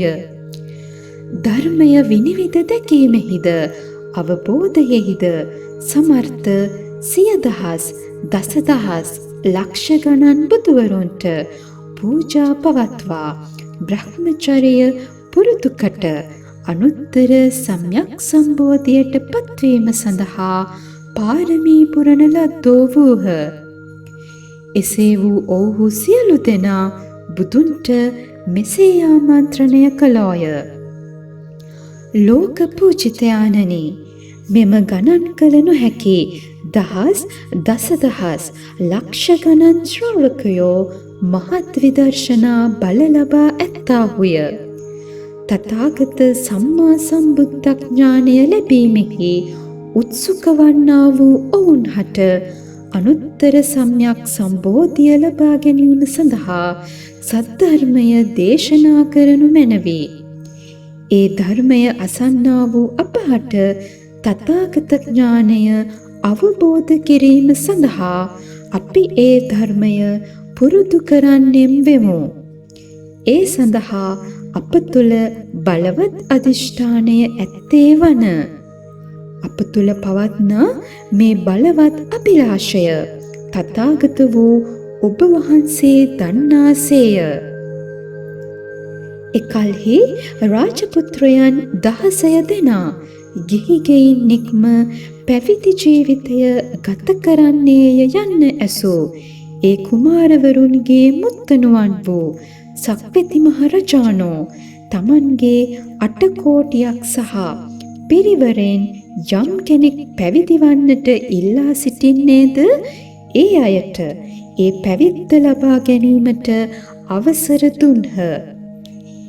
ඒ මහා විඥානාභී වූ බුදුන් වහන්සේ ඒ පැවිදි සාමණේරවරුන්ගේ අභිමතාර්ථය පරිදි කල්ප 20000ක් කල්ගත කොට භික්ෂු භික්ෂුණී උපාසක උපාසිකා යන සිව්වනක් පිරිසට සද්ධර්ම පුණ්ඩරික සූත්‍රය නම් ලත් මහායාන සූත්‍ර ධර්මය දේශනා කළසේක. සද්ධර්ම පුණ්ඩරික සූත්‍රය යනු සියලු බුදුවරුන් විසින් ආරක්ෂා කරන ලද්දා වූ බෝසතුන්ට අවවාද පිණිස දේශනා කරන විශිෂ්ට ධර්මයයි. මේ සූත්‍රය ශ්‍රවණය කිරීමෙන් ඒ සාමණේරවරුන් 16 දෙනා අනුත්තර සම්‍යක් සම්බෝධිය ලබා ගැනීමේ අරමුණින් එක් වී මෙම සූත්‍රය පිළිගෙන මනාකොට ඉගෙන සිද්ධි ධාරණය කොටගෙන විදර්ශනාවෙහි යෙදුණාහුය. බුදුන් වහන්සේ මෙම සූත්‍රය දේශනා කරන අවස්ථාවේ පුත්‍ර කුමාර සාමණේරවරු 16 දෙනා මහත් ශ්‍රද්ධා භක්තියෙන් එය පිළිගත්තෝය. එසේ කොට ඒ සියල්ලෝ විමුක්ති ඥාන දර්ශනය ලැබුවාහුය. ලක්ෂ ගණන් පිරිස් සිත්හි සැකසංකා උපදවාගෙන ධර්මයෙහි ප්‍රමාද වූවාහුය. මහා විඥානාභී වූ බුදුන් වහන්සේ මෙම සූත්‍රය 8000ක් කල්පයන් කිසිදු විවේකයක් නොගෙන නතරවීමක් නොමැතිව දේශනා කිරීමෙන් අනතුරුව විහාරය තුළට වැඩම කොට විවේක සුවය ලැබුණේ 84000ක් කල්ප සමාධියෙහි විසූහ. ඒ අවස්ථාවේදී සාමණේරවරු 16 දෙනා බුදුන් වහන්සේ සමාපatti සුවයෙහි යෙදී සිටිනු දැකතුමු වෙන වෙනම ධර්මාසන පනවාගෙන 84000ක් කල්ප තිස්සේ සිව්වනක් පිරිසට ධර්මාවබෝධය සඳහා සද්ධර්ම පුණ්ඩරික සූත්‍රයෙහි විස්තර ප්‍රකාශ කොට දේශනා කළාහුය. මෙසේ එක් එක්කෙනා ධර්මය උගන්වමින් ගංගා නදියෙහි වැලියට හා සමාන 60 කෝටි නයුත 100,000 ගණන් බැගින් වූ ප්‍රාණීන් සම්බෝධි මාර්ගයෙහි පිහිටුවා ඔවුන් හට සතුට සැපය හා විමෝක්ෂය අත්කර දුන්නාහ. මහා විඥානාභී වූ බුදුන් වහන්සේ කල්ප 84000ක් ගිය තැන සමාධි සමාපත්තියෙන් නැගී ධර්මාසනයට යලි වැඩම කොට අසුනට පිවිස දම් සභාවේ වූ පිරිස ඇමතූහ. සොළසක් වූ බෝසත් සාමණේරවරුන් වනාහි ඉතා කලාතුරකින් දැකිය හැකි වූ පිරිසකි. මේ කුමාරවරු තියුණු ඉන්ද්‍රිය ශක්තිය සහිත වූයේද මහා ප්‍රඥා සම්පන්න වූයේද ධර්මය විනිවිද දැකීමෙහිද අවබෝධයෙහිද සමර්ථ වූවාහුය. බුදුවරුන් 100,000 දසදහස් ලක්ෂ ගණනකට බුද්ධ පූජා පවත්වා බ්‍රහ්ම පුරුදු නිතර පුරුදු කරමින් බුදුන් නැසුරු කොට උන්වහන්සේලාගේ උපදෙස් ලැබතුමු බුද්ධ ඥානය අවබෝධ කොටගෙන නොයෙක් සත්ව සමූහයාට එය දේශනා කොට ඒ සියල්ලන්ටද අවබෝධයට මඟ සලසා ඇත. දැන් ඔබ සියලු දෙනාද විටින් විට ඒ බෝසත් සාමණේරවරු 16 දෙනා සමීපයට පැමිණ ඇසුරු කොට දන් දී පූජා සත්කාර පැවැත්විය යුත්තේය. හේතුව කවරේදයත් ඔබ ශ්‍රාවකවරු, ප්‍රත්‍යේක පුතුවරු, බෝධිසත්වවරු යන සියලු දෙනා මේ 16 දෙනා විසින් දේශනා කරන ලද සූත්‍ර ධර්ම අසා වැළඳගෙන පිළිපදෙයිද, ඊට අවඥා නොකරයිද, බාධා නොකරයිද, ඒ සියල්ලෝ අනුත්තර සම්‍යක් සම්බෝධියට පත්වෙතේ. බුදුන් වහන්සේ භික්ෂූන් නමතා මෙසේද ප්‍රකාශ කළහ. සාමණේර බෝසත්වරුන් 16 දෙනා නිතරම සද්ධර්ම පුණ්ඩරික සූත්‍රය දේශනා කිරීමට අභිප්‍රාවෙන් සිටියෝය. මේ සෑම සාමණේර නමක් විසින්ම ධර්මය වැළඳ ගැන්වූ ප්‍රජාවන්ගේ ප්‍රමාණය ගංගානම් ගඟේ වැලි කැට හා සමාන 60 කෝටි නයුත 100,000ක් වූහ. ඒ පිරිස නැවත නැවතත් මෙම බෝසතුන් සමගම ඉපදෙති. ඔවුන්ගේ ධර්ම දේශනාවට සවන් දෙති. මහත් භක්තියෙන් ඒවා පිළිගෙන පිළිපදිති. මේ ආකාරයෙන් ඔවුන්ට ලෝක පූජිත 40,000ක් බුදුවරයන් වහන්සේලා අභිමුඛ වීමට අවස්ථාව ලැබ තිබේ. වර්තමානයේ දක්වාම එය නතර වී නැත්තේය. මහණෙනි, ඔබලාට දැන් මම මෙසේ පවසන්නෙමි. ඒ බුදුන්ගේ ශ්‍රාවක වූ මේ සාමණේරවරු 16 දෙනා දැන් අනුත්තර සම්‍යක් සම්බෝධියට පත්වී සිටින්නාහුය. දස දිසා ක්ෂේත්‍රවල දැන් උන්වහන්සේලා වැඩ වැසිමින් ධර්මය දේශනා කරති. උන්වහන්සේලාගේ ශ්‍රාවක පිරිස් ගණනය කළ නොහැකි තරම් 100,000 දසලක්ෂ ගණන් බෝසත් හා ශ්‍රාවකවරුන් වෙති. මෙම සාමණේරවරුන් 16 දෙනාගෙන් දෙදෙනෙක් නැගෙනහිර දිසාවෙහි වැඩ වෙසෙති. එක්කෙනෙකු නම් අබිරතී ලෝකයෙහි වෙසෙන අක්ෂෝභ්‍ය බුදුන් වහන්සේය. අනෙක් බුදුන් වහන්සේ නම් මෙරුකූට තථාගතයන් වහන්සේය. තවත් සාමණේරයන් දෙදෙනෙක් බුදු වී ගිනිකොන දිසාවේ වෙසෙති. ඒ දෙදෙනා නම් සිංහඝෝෂ බුදුන් සහ සිංහධ්වජ බුදුන් වහන්සේය. දකුණු දිසාවේ අවකාශ ප්‍රතිශිෂ්ඨිත නම් බුදුන් වහන්සේද නිත්‍ය පරිනිර්වෘත නම් බුදුන් වහන්සේද යන දෙදෙනෙක් වැඩ වෙසෙති. තවත් බුදුවරු දෙදෙනෙක් නිරිත දිසාවේ වැඩ සිටිති. එනම් ඉන්ද්‍රධ්වජ බුදුන් වහන්සේ සහ බ්‍රහ්මාධ්වජ බුදුන් වහන්සේය.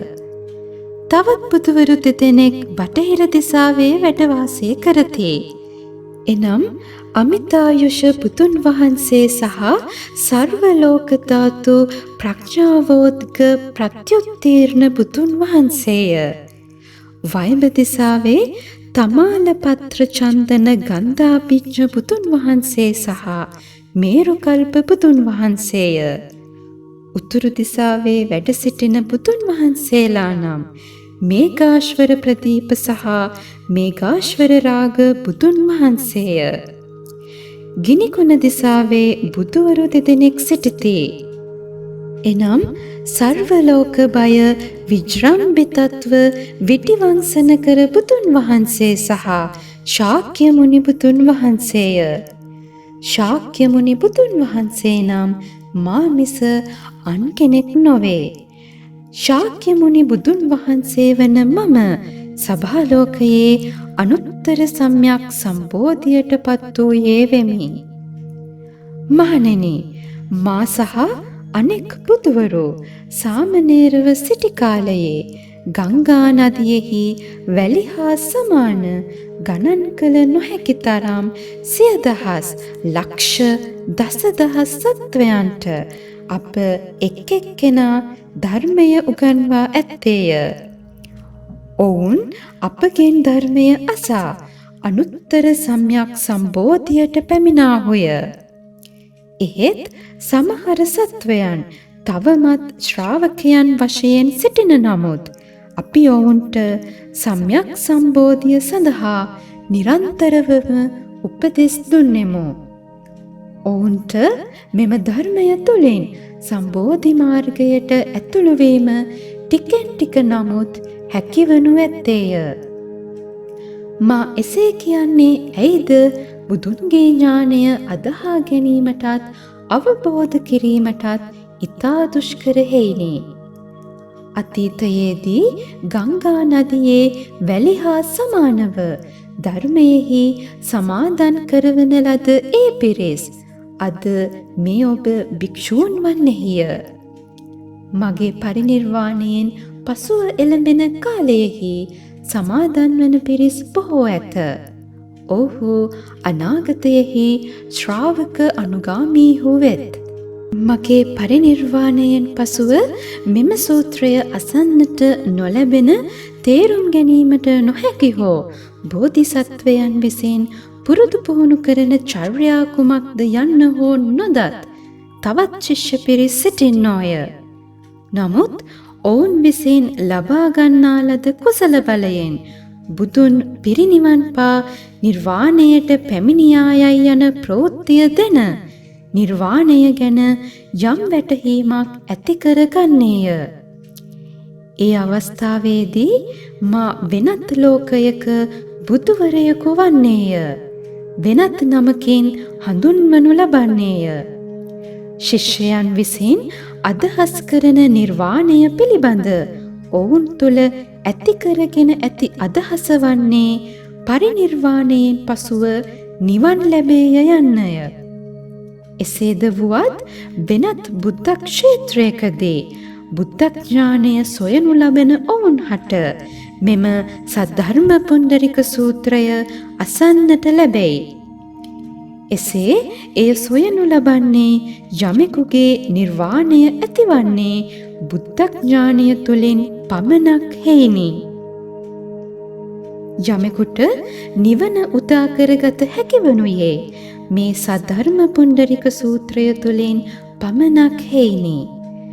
මේ කාරණයට යම් වෙනසක් ඇත්තේ නම් එය සිදුවන්නේ ධර්මය වටහා දීමට බුදුන් වහන්සේ උපාය මාර්ගයක් වශයෙන් වෙනත් න්‍යායක් දේශනා කරන අවස්ථාවල පමණි.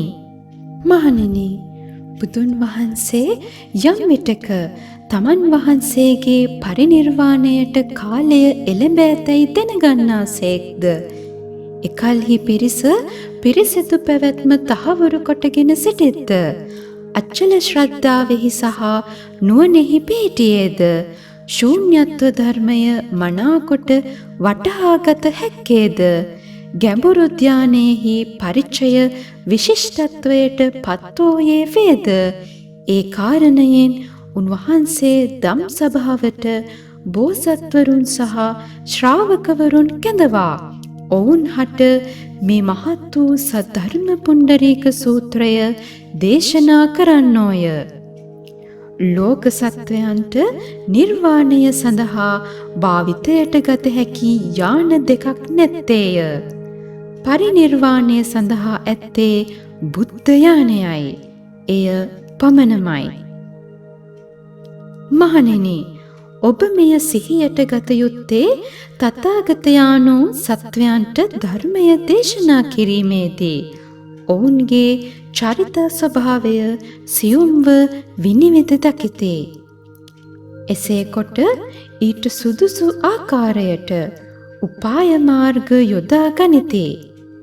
සත්වයා ඉන්ද්‍රිය සංතරපණයෙහි කෙනෙක් ඇලී ගැලී සිටිද්ද පහත් පැතුම් වල කෙනෙක් එල්බගෙන සිටිද්ද යන්න ගැන විනිවිද දැක එසේ පහත් ප්‍රාර්ථනා ඇති අය වෙනුවෙන් නිර්වාණයට මඟ කියා දෙති. එය ඔවුන්ට වැටහෙන හේයින් පහසුවෙන් වැටහෙන ආකාරයට පිළිගැනෙන ආකාරයට එය ඔවුන්ට දේශනා කරති. මේ සඳහා මෙසේ උපමාවක් ඇත. යොදුන් 500ක් දුර ඉතා දුෂ්කර වූ මාර්ගයක් ඇත්තේය. ගිරි දුර්ගයන්ගෙන් ගහන වූයේ ගමන අසීරුය. කැලෑව පැතිරී ඇත. අවට පෙදෙස් ජනයාගෙන් හිස්ය. ඇත්තෙන්ම මේ මඟ බියදනවන සුළුය. මාර්ගය දුෂ්කර වුවත් මෙහි ගමන් ගන්නා පිරිස් ඇත්තාහ. මඟ ගෙවා ඉදිරියට යන කෙනෙකු හට මාර්ගය කෙළවරේ මහාර්ග වස්තුව පිරි භූමියකට පැමිණිය හැකිවන්නේය. මෙම පිරිසට මාර්ගෝපදේශය සැපහීම සඳහා පුළුල් දැනුමකින් යුතු සියුම්ව යමක් තේරුම් ගැනීමේ හැකියාවක් ඇති නායකයෙක් සිටී. ඔහුට මේ දුර්ග මාර්ග කඳු පල්ලම් ගැන මනා අවබෝධයක් ඇත්තේය. මෙහි ගමනේ දුෂ්කරතාවය ගැන දනී. මේ මාර්ගයේ ගමනට ඇති බාධක ගැන මග අවුරන කටුකොහොල් කුණුරොඩු ගැන ඔහු හොඳින් දනී. මෙහි ගමන් ගන්නා අයට උපදෙස් සැලසීමට කැමැත්තෙන් සිටේ. මේ දුෂ්කර මාර්ගය දිගේ මේ පිරිස් කැඳවාගෙන යාමට ඔහුද පිරිස් සමග පැමිණෙන්නේය. මේ මාර්ගයේ අඩදුරක් යන්නා වූ අවස්ථාවේදී පිරිස මන්දෝත්සාහී වෙති. අපි විඩාවට පත් වූයෙමු. ගමනේ ඉදිරිය බියකරුයි. තව බොහෝ දුරක් යාමටද ඇත්තේය. අපි ආපසු හැරෙන්නේ දැයි ඔහු නායකයාගෙන් විමසා සිටින්නෝය. නායකයානෝ බොහෝ උපාය කෞශල්‍යයෙන් යුක්තය. ඔහු තමන්ටම මෙසේ සිතන්නේය. මෙය මොනතරම් අනුකම්පා කටයුතු දෙයක්ද. ඔවුන් සොයන දුර්ලභ නිදානය ඔවුන්ට නොලැබී යන්නේය. ඔහු දැන් ආපසු යාමට සිතන්නාහුය. මේ අවස්ථාවේ නායකයා උපාය කෞශල්‍ය භාවිතා කරයි. මේ දුෂ්කර මාර්ගයේ යොදුන් 300ක් කිය තැන විශාල නුවරකට සම්ප්‍රාප්ත වන්නේ යයි ඔහු පිරිසට කියයි. ඔහුවේ අලංකාර මායා නගරය මිනිස්සුන්ට පෙන්වයි. ඔහු පිරිසට මෙසේද පවසයි. බය නොවන්න. ඔබ ආපසු හැරී යා යුත්තේ නොවේ. මේ නුවරට පැමිණ විට ඔබෙහි මදක් නතරව විඩා හැරගෙන රිසිසේ සතුටු විය හැක්කේය. එහිදී ඔබට සම්පූර්ණ සුවය හා ශාන්තිය ලැබෙන්නේය. ඉන් පසුව ඔබට ඉදිරියේ ඇති මහා වස්තුව ලබා ගැනීමට තවත් කැමැත්ත ඇත්තේ නම් ඔබට මේ නුවර අතහැර දමා තව ඉදිරියට යා හැක්කේය යනුවෙනි. ඉතා විඩාපත්ව සිටි මේ පිරිස මේ අසා මහත් චිත්ත ප්‍රීතියට පත් වූහ. මෙය ඊට පෙර නැසූ දෙයකි. දැන් අපට මේ බියකරු දුර්ග මාර්ගයේ ගමන මතකට නතර කොට මේ සිත්කලුපුරයට පිවිසෙන්නට හැකිය. එහි විඩා හැර සම්පූර්ණ සුවය ලැබිය හැකියයි සිතමින් පිරිස මහත් වූ සොම්නසින් මේ නුවරට පිවිසෙති. ඔහු මහත් වූ විශ්මයට පත්වෙති. අප දැන් ඒ භයානක දුර්ග මාර්ගයෙන් ගැලවී ශාන්ත වූ සුව පහසු වූ තැනකට පැමිණ ඇත්තේ වෙමුයි සන්තෝෂ වෙති. එකල්හි කණ්ඩායම් නායකතෙම මෙසේ කරුණු දැනගනිති. එනම් පිරිසට දැන් විවේකය හා නිවී සැනසීම ලැබී ඇත. තවදුරටත් ඔවුන්ට බයවීමට කාරණා නැත. විඩාව පහව ගියේය. එකල්හි හෙතෙම අලංකාර නගරය අතුරුදහන් කරයි.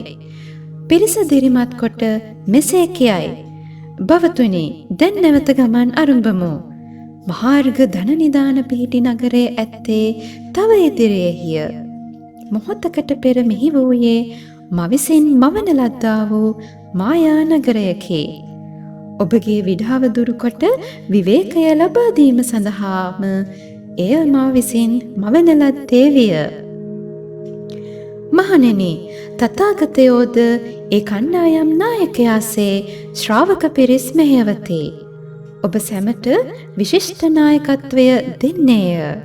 ඉපදීම් මියයාම් සංඛ්‍යාත කෙලෙස් බර ජීවිතය ඒ මාර්ගය සේම දුෂ්කරය, කටුකය, මරණයේ නරක පරදවන්නේය. ලෞකික ආසාවන් නම් ප්‍රපාතයේ දිගට දුක් සහිතය. අනන්ත දීර්ඝ නමුත් ඒ මඟ යා යුතුය. එය අභිභවා යා යුතුය. සත්වයා බුද්ධ යානය ගැන අසනවා පමණක් නම් බුදුන් වහන්සේට සමීප වීමට, බුදුන් දැක ගැනීමට ඔවුහු වුවමනා නොකරති. බුද්ධ මාර්ගය ඉතා දීර්ඝ වූ එකකි. එහි ඵලය ලැබීමට නම් බොහෝ කාලයක් උත්සාහවත්ව ඒ දුෂ්කර මඟ යා යුතුය. සාමාන්‍ය සත්වයා නුවණ නැති හීන ධර්මයන්ම සේවනය කරන මන්දෝත්සාහී අය බැවින් ගමනේ සැපවත් නවාතැන්පලක් ගැන ඔවුන්ට පෙන්වීම සඳහා මායා නගරයක්සේ දක්වන සේය. උපාය ප්‍රයෝගයක් ලෙස නිවන දෙවිදියකට කියා දෙති. ඔවුන් මේ දෙකෙහිම රැඳී සිටමින් පෙළඹෙන්නේ නම් බුදුන් වහන්සේ ඔවුන්ට මෙසේ කියති.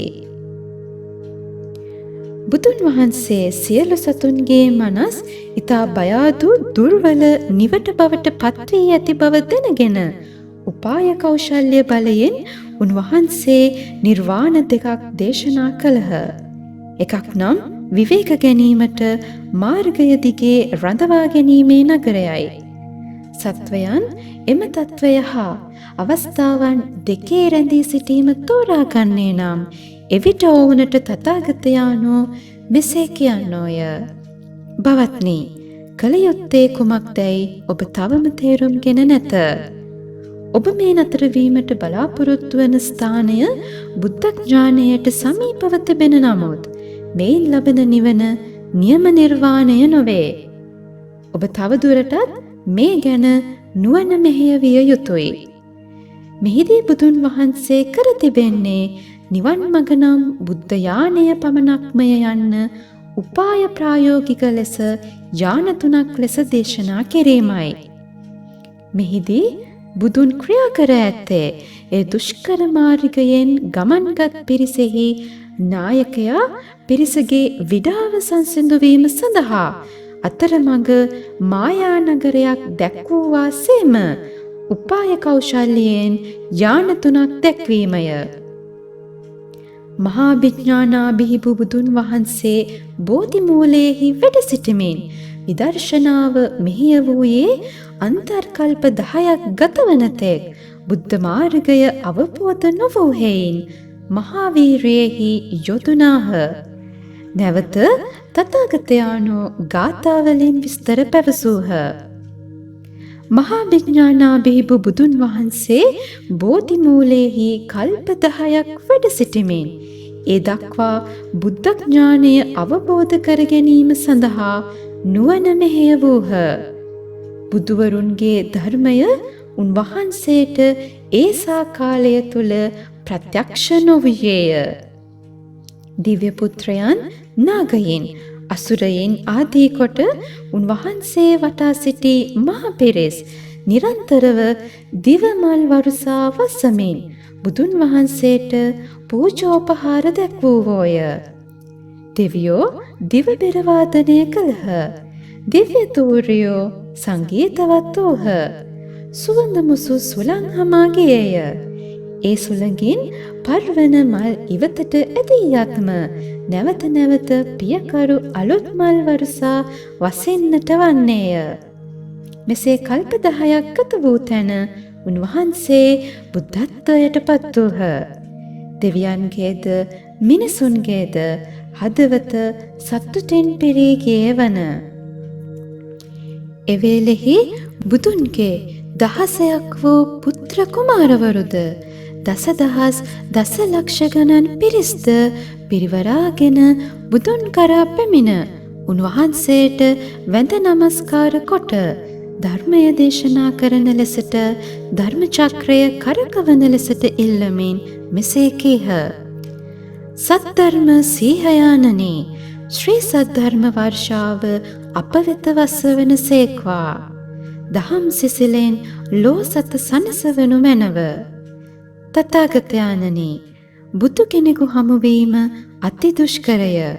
දීර්ඝ කාලයකට පසුවය උන්වහන්සේගේ පහළවීම සිදුවනුයේ.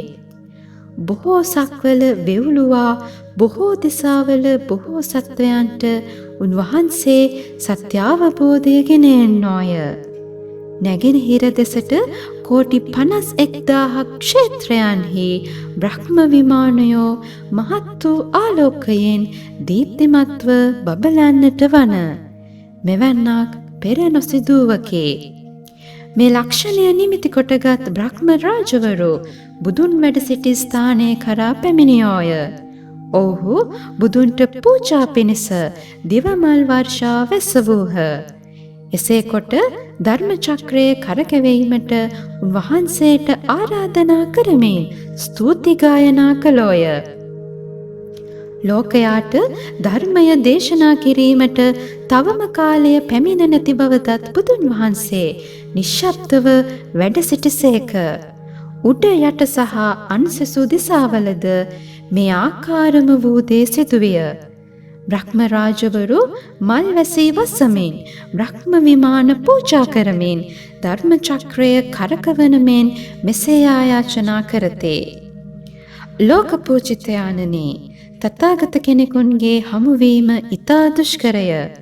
එසේ වූ ඔබ වහන්සේගේ මහා කරුණා මෛත්‍රිය ලෝක සත්වයා වෙත යොමු කොට දම් අමාදොර විවෘත කරන සේක්වා.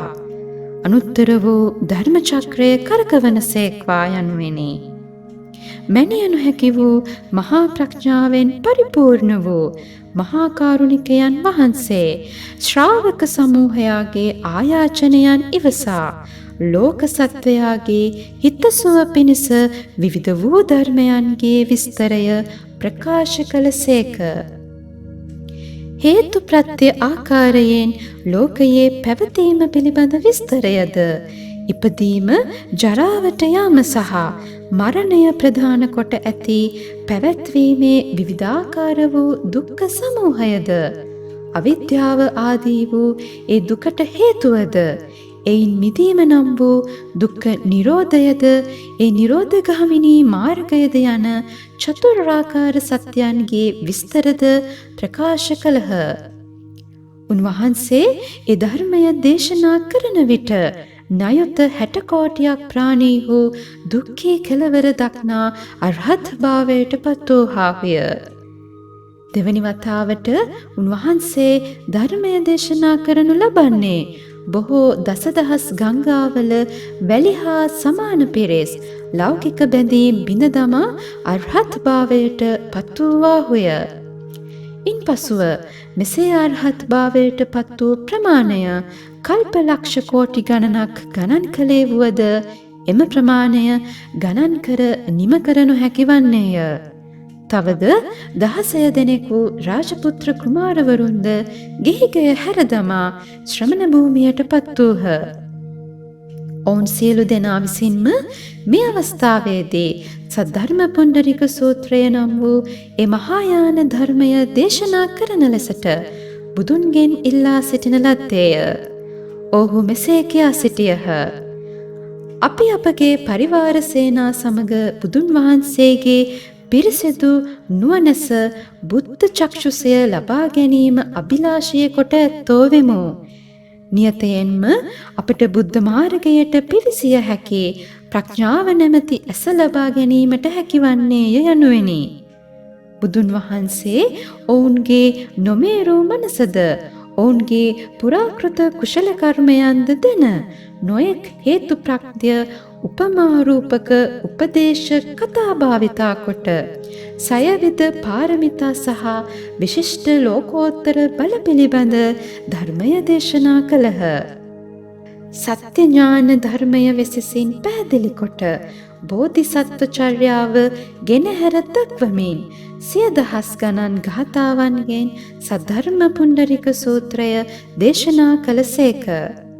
බුදුන් වහන්සේ මේ සූත්‍රය දේශනා කොට අවසන ගන්ධ කුටියට පිවිස නිශ්චලව හිඳ නිරෝධ සමාපත්තියට සමවැදී 84,000ක් කල්පයක් කල් ගෙවූහ. මේ කාලය තුල ඒ 12 රාජකුමාර සාමණේරවරු එක එක්කෙනා ධර්මාසනයට පැන නැගී කෝටි සංඛ්‍යාත ප්‍රජාවන්ට බුද්ධ ඥාන චර්යා දේශනාව ප්‍රකාශ කළෝය. අප්‍රමාණ සත්වයන්ට මේ ධර්මය සමාදන් කරවන ලද්දේ විය. මෙසේ එක් එක් සාමණේරයන් විසින් ගංගා වැලි හා සමාන 60 ලක්ෂයක් පිරිස සසරින් ගලවා ගන්නා ලද්දාහුය. සාවධානව ශ්‍රවණය කරන්න. මහණෙනි, මෙසේ වූ උපමාවක් ගැන මම දැන් ඔබට කියමි. ගමන් කිරීම ඉතා දුෂ්කර වූ කඳු සහිත දුර්ග මාර්ගයක් ඇත්තේය. යොදුන් 500ක් දුර මේ මාර්ගය වැඩී තිබෙන්නේ ජනශූන්‍ය කැලෑ පෙදෙසක් මැදිනි. ඒ මාර්ගයේ බියකුරු වනසත්තුන්ද නිතර හැසිරෙති. බීමට ජලය සපයා ගැනීමද දුෂ්කරය. තනකොළ පවා වියලී ගොසිනි. ගමන් කිරීම බොහෝ දෙනෙකුට අභිමත නොවේ. එසේ වුවත් එක්තරා පිරිසක් මේ පාරේ ගමනට එළඹ සිටිති. දසදහස් ගණනින් සමන්විත වූ මෙම පිරිස මෙහෙයවීම සඳහා අධිෂ්ඨානශීලී වීර්යවන්ත නායකයෙකු සිටේ. පිරිස මුහුණ පාන බොහෝ දුෂ්කරතාවන්ගෙන් ඔවුන් මුදවා ගැනීමට මේ නායකයාට හැකියාව ඇත්තේය. දැන් මේ මාර්ගයේ බොහෝ දුර ගමන් කර ඇති පිරිස විඩාවට පත්ව මන්දෝත්සාහී සිතුවිලි වලින් වෙලී සිටිති. ඔහු නායකයාණන්ට මෙසේ කියති. අපි දැන් බොහෝ වේඩාවට පත්ව සිටින්නෙමු. ගමන අතහැර දැමීමට සිදුවන්නේය. අපි දැන් ආපසු හැරෙමු යනුවෙනි. මේ පිරිස කෙරෙහි අනුකම්පාව යොමු කළ යුතු වන්නේය. ඔවුන් ආපසු ගියහොත් ඉදිරියෙහි ඇති අනර්ඝ වස්තු සම්භාරය ඔවුන්ට අහිමි වනු ඇත්තේය. මෙහිදී ඔහු උපාය මාර්ගයක් භාවිතා කරයි. නායක තෙමේ තම විශිෂ්ට ඥාන ශක්තිය මෙහෙවා අලංකාර නගරයක් මවා පෑවේය. මේ නගරය නොයෙක් පවුරු පදනම් දියාගල් හා අටලුවාදියෙන් මනාව ආරක්ෂා වූයේ විය. මහා දොරටු දෙකක් වූයේය.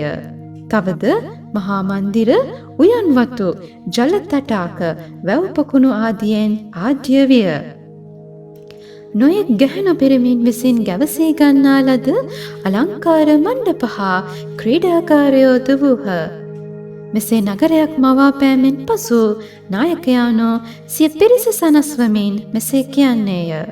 සබදිනි, දැන් ඔබලාගේ සියලු බිය සැකදුරු කොටගෙන මේ නගරයට ඇතුල් විය හැකිය.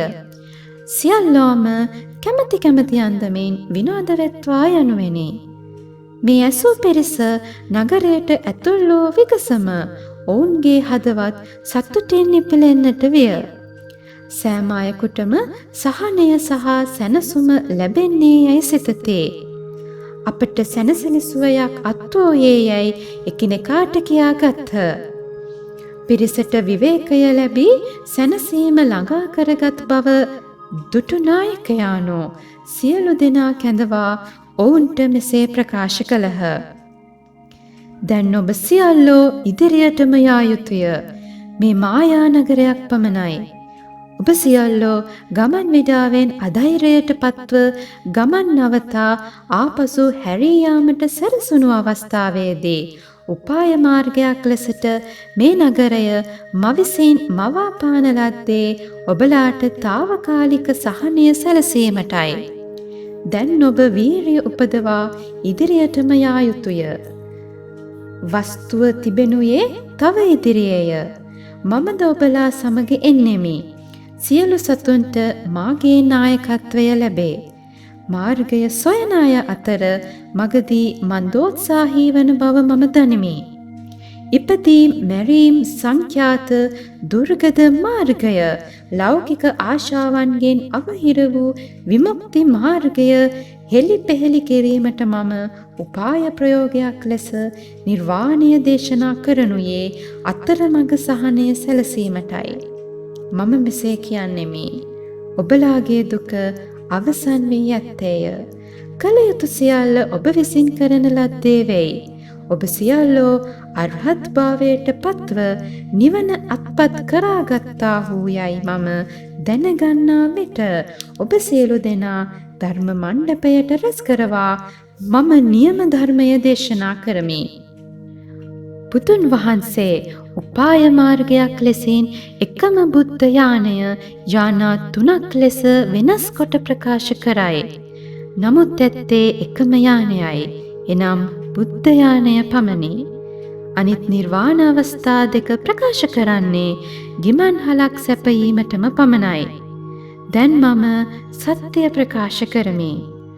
ඔබ දැන් පැමිණ ඇත්තේ නියම පරිනිර්වාණයට නොවේ. පරිපූර්ණ වූ බුද්ධ ඥානය අත්කර ගැනීම සඳහා මහත් වූ වීරිය හා ධෛර්යය යෙදවිය යුතු වන්නේය. දස බල සහිත වූ බුද්ධ ඥානය අවබෝධ කිරීමෙන් හැර අන්මගකින් නියම විමුක්තිය කිසිවිටකත් නොලැබෙන්නේය. ආශ්චර්යමත් දෙතිස් මහා පුරුෂ ලක්ෂණයෙන් උපලක්ෂිත පරිපූර්ණ වූ සර්වඥතා ඥානය ලැබෙන වූ සර්ව ප්‍රකාරයෙන්ම නිවීමට පත්වෙති. ලෝක සත්වයන්ට විනායක වූ ජිනවරයෙක් නිර්වාණය ගැන දේශනා කරන්නේ සත්වයාට විවේකය සැලසීම සඳහායි.